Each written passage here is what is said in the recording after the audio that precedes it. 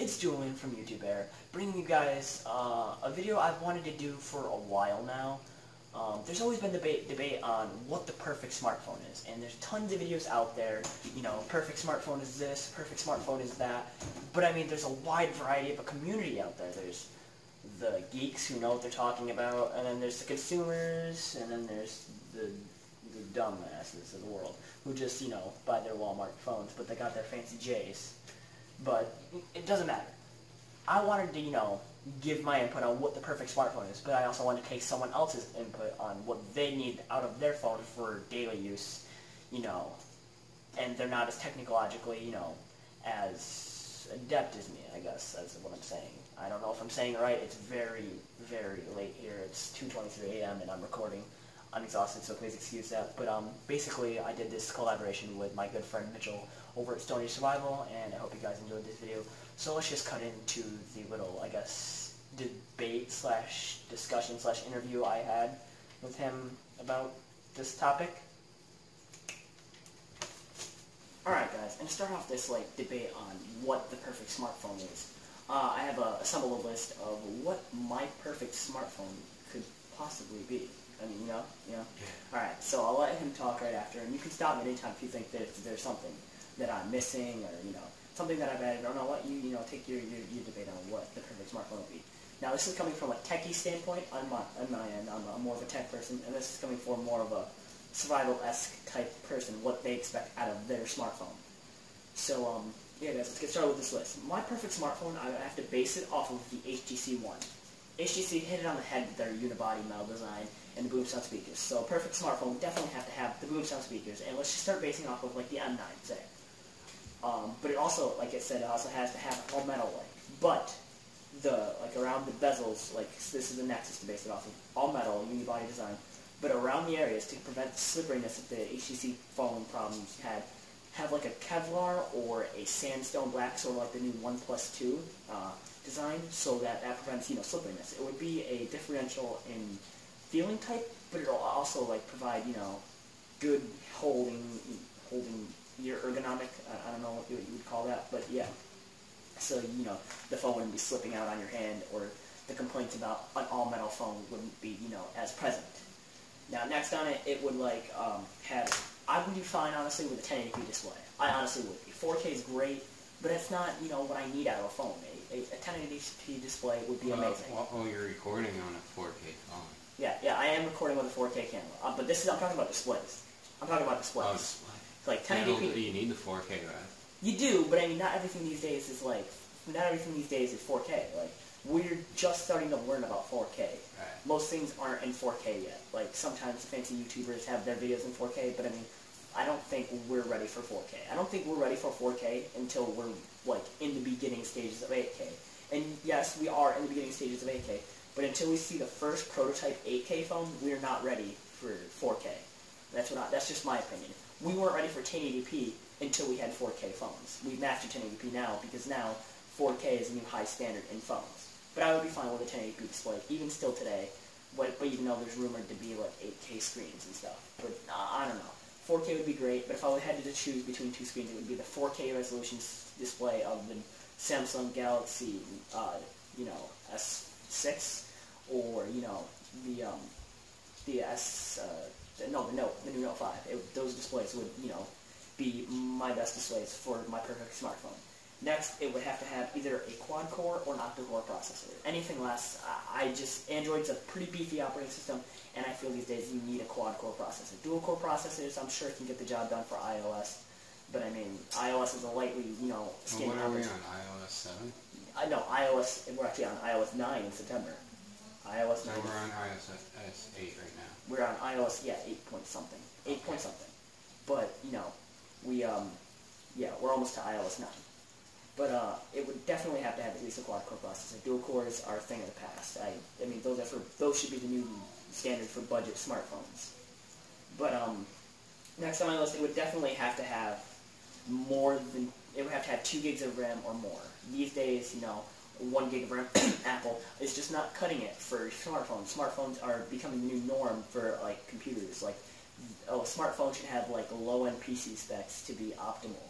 these days. And that sounds like, low-end PC, but I mean, a low-end PC can be, a dual-core processor, even though I said quad, I want a quad, just saying, but it could be a dual-core processor, 4 gigs of RAM, or even like 2 gigs of RAM, and, just, I don't know what I'm saying, I'm rambling, but you guys get the idea. I expect at least 2 gigs of RAM, or more. Or more would be great, would be amazing. But I'm not, I'm just trying to get the phone that I would, want to use every day and have no complaints with. And I would also want it to be thicker. All this talk about thin phones is really, it's got me going. This phone is not the thickest phone in the world, I understand, but it's also older. I wouldn't mind a phone, I might mind a phone this thick, but I mean, maybe 2 of these, or 1.5 of these, I would not mind if we could fit the bigger battery in. The fact that I can't... Yeah, the bigger battery. Yeah, the bigger battery. The fact that I cannot, use my phone on a daily basis because people want their phones thick so they can fit in their skinny jeans is just...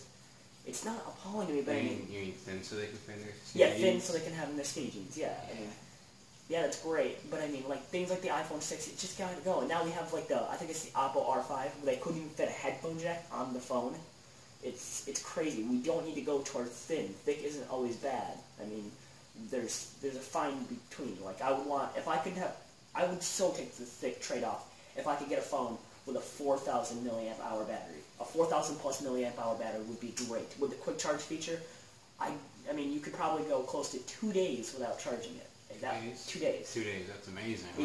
That Nexus is... Yeah, when you owned the Nexus 5, we couldn't even get a day out of it. Yes, there was some bloatware on it that was causing the battery to drain fast, and since I've taken it under my care, the Nexus, I've been getting a day out of it, a solid day out of it, maybe a little more depending on the usage throughout the day. But I mean, 2 days on battery, the Droid Turbo has a 3,900 milliamp hour battery, and because of that 4K display in it, it's average. It's average. You're not getting any great. But I mean, if you had a 1080p display and a 4,000 milliamp hour battery, you could probably easily pull off 2 days with that battery.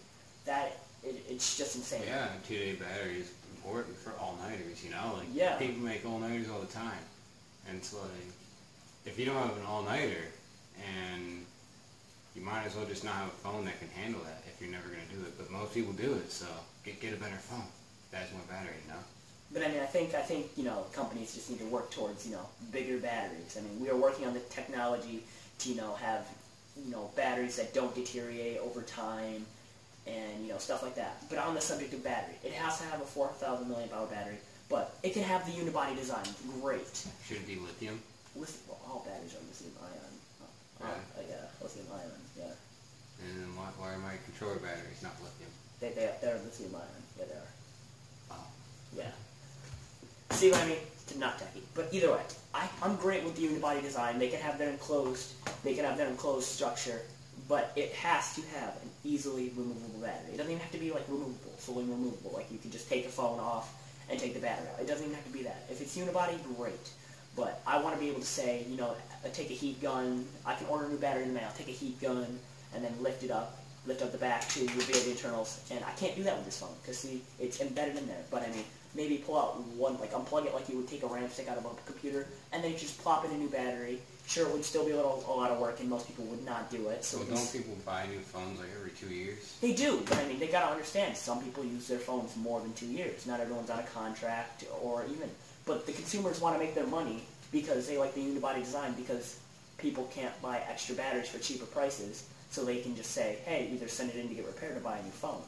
So it's a marketing scheme. It is a marketing scheme, but it's also it also takes us techies that know what we're doing and it stabs us, because we get what they're doing, because if you could do a unibody design, you'd still get your scheming, phone companies. You could still say, hey, it's risky biscuits if you open that up and try and replace it, but they need to make it easily replaceable for us techies who know what we're doing. I can even do it on this Nexus. Yes, it's a little more risky biscuits to replace a battery in Nexus, but yes, it's still possible. But if you open up the internal and made it a tab-friendly pull-up thing, and the battery just came out and put it back in, you could still say you could void a warranty by opening up your phone, but you can still do it, and you could still sell easily replaceable batteries. I don't know, but I mean, the battery thing is a big issue for me because that's what kills a lot of phones. If anyone's ever seen the movie Chappie, spoiler alert here, but in that movie, Chappie has a battery that's fused to him, and that battery is ultimately the death of him.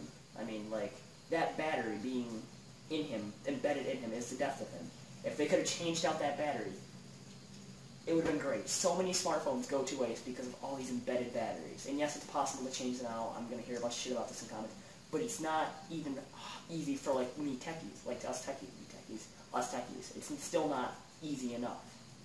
So I mean, we could go back to the days of the Nokia 3310, I think it was, where you could pop out a battery and put a new one in. No, I'm not asking for that. It'd be great. But I mean, next on my list, water resistance. It's 2015 for Christ's sake. Sorry, Benny, Jesus freaks, but I mean, it's 2015. We have the technology for water resistance. Why isn't all companies putting water resistance in their phones? Well, see, when I make my videos, I'm always nearby the water. I'm always afraid I'm going to drop my phone in the water, you know, so I'll never bring it. But, you know, it's kind of nice to have your phone so you can use your flashlight on the phone, because they have a flashlight now. Yeah. And that's nice. It's nice. Yeah. And, okay, on another note, thank you, Motorola. Motorola, you guys do it right. IP67 certification for your phones. This phone is a budget phone. This is the Motorola G. It's a budget phone. And it still has IP67 certification, which the new S6 does not have IP67 certification. What were you thinking, Samsung? Yes, I've seen videos where your phone has taken, great risks and you can get a bulky case or whatever, but the fact that your phone is not certified, does not slap on water resistance on there, is a turnoff to a lot of people. Like, I've seen every tech video. Everyone says, hey, the S5 had IP67 water certification. What happened with the S6? I mean, even it being unibody should morally enable it to be more water resistant, don't you think? I mean, that coating that beads off water on the motherboard, should be more easily, to be able to be put on there. The only thing that makes this is the snap-in, internals and everything that makes it water resistant. It's all embedded on the S6. Why are they not doing this? HTC, great company. Why are they not doing this? Water resistance. You mean S6 like Series 6? No, like the S6, Galaxy S6. They do not have water resistance. I've seen a phone go up to like 30 minutes. That's great, but it's still not certified. Like, I can drop this. Everything, right? Yeah, well, yeah, I could drop this in here, and I'm not going to do it, of course, because, it's still risky biscuits. But, I could do it, and I wouldn't have to worry. I do this to this phone, and not so much. Well, that phone has a cracked screen. Well, even if it doesn't take the cracked screen away from it. Phones need better screens. Yes, that's what I mean. I dropped my phone. That's an unrealistic standard at this point. This broke in my pocket. There's already a piece coming out here. And that's why I'm going to replace the screen. Around here. That's why I'm going to replace the screen. Fragments around here. And we got repaired them all, and they repaired it with cheap glass. That's why I'm going to do it myself. And they didn't repair it right. Like, it's popping up on the back, that's just not good for me. Yeah, that's why he upgraded to the S6. But, we definitely need better screens. I haven't had a chance to test the new Gorilla Glass, but it's probably still not, you can take a tumble on its face and it'll be fine. Well, they should make it so that way it can fold 10 feet on space. It's not a, a big concern to me. Glass anymore isn't a big concern because you can get extra glass screen protectors and all the yada yada. Glass isn't a big deal for me. It is, all phones should have Gorilla Glass 4. Yeah, but people keep on breaking their phone screens. Well, it's also like the iPhone. It's also a good marketing scheme, but that doesn't, limit the performance for me. If I crack the screen, yeah, I crack the screen, but it doesn't, limit things for me. Yeah, but me as a common consumer, when I drop my phone, I want it to be okay. Yeah. But so does everyone. I don't want to have to fucking learn ninja skills at the last second to grab my phone from falling on its face and breaking. Very good point, but we don't actually have these technologies available, I'm sure, because Gorilla Glass 4 just came out and it's still not invincible. We don't have these technologies out yet. But the technology. Bulletproof glass. Yeah, I know, but that's also, you have to get it to work with your finger. You have to get it to work with your finger. Don't you make it thinner? You could make it thinner, but then it wouldn't be as bulletproof. I don't understand glass. I'm no glassmith or any of that, right. But I know Gorilla Glass just came out. Gorilla Glass 4, just came out, and it's still not invincible and stuff. But all the technologies that I spoke about previously are available. We can make a 4,000 plus milliamp hour battery. Stop making thinner phones. Thin's okay, but if you cannot pack a battery that can get you through a full day, you have an issue. That's just all I have to say on that subject. The next thing that I have written down, basically, that's really it. Like the boom sound speakers I've gone over, and camera. The camera is the only thing I have not touched on. Well, what about Beats Audio? Beats Audio? No. No. No. It doesn't need Beats Audio. Nothing needs Beats anymore. Nothing needs Beats. Beats are just a tramp stamp for, hey, we have a good brand. The camera is the only thing I haven't touched base on. If I could pick the perfect camera for the perfect smartphone, I would base it off of the S6's camera, but one thing that's unrealistic that we haven't been able to get in smartphone cameras is good low light performance. I have not seen a smartphone yet to date that has optimal low light performance. Well, what about my smartphone? Well, the S6, it's a great camera, debatably the best, smartphone camera out there. It just does not have great low light performance. Even with the flash, pictures still come out grainy. They still come out either over contrasted. Even with the HDR, they still are just not optimal. But then you have the Sony RX100 point-and-shoot cameras that can provide good low light performance and stuff. I mean, it is. I mean, I just want a camera that the S6 does everything I need it to do basically. I mean, I wish it had better optical image stabilization. It has good optical image stabilization, but I wish it had better. Just throwing that out there. But I just want good low light performance. We have yet to see a smartphone with good low light performance. I mean, it's one of my bigger type deal breakers. Good low light performance, good optical stabilization. And if I hate iOS, I really do. I hate Apple as a company. But if we could get slow motion as good as they have it down pat in their iPhones, that would be a plus. Oh, no protruding cameras. If your phone cannot sit flat on a table, then you have a problem. Like, this is the one thing that annoyed me about the Nexus. This is the thing that annoyed me about the iPhone 6. If your phone cannot, sit on a table without wobbling because the camera is sticking out and making it uneven, you have a problem. I mean, Samsung sort of did it right in the sense of putting it in the middle so it didn't disbalance the phone at all. Well, I don't mind it. Yeah, you don't mind it, but I mean, it's still just another knickknack. I mean, that makes it easily scratchable. I mean, that almost forces you to get some kind of layer protection on your thing. I mean, on your camera. It's just an annoyance. Protruding cameras should not be a thing. I mean, the fact that we had phones that are just a little bit thicker. I mean, is that much thicker to you? No. I mean, it is by actual measurement. It definitely is by actual measurement. By eye measurement, though, not that much thicker. And look at that. No protruding camera. Can we... And these are the simple things. That's my perfect smartphone. Right there is what I've listed off. Let me just go over the list again. Well, we should have a smartphone that's shock resistant. Well, yeah, shock resistance. That's why I was saying, like, maybe around that's why the titanium unibody design with like a Kevlar or it's rubberized rounded. But we have things like the S6 Active where we do have like a rubber body, but that also makes for an ugly phone.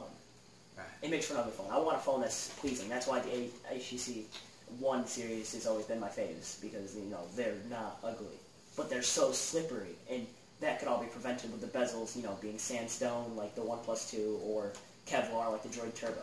So I'm just going to go, down my list of, expectations for the perfect smartphone, and I'm going to let Mitchell take it away and just give his overview of what he wants out of a smartphone.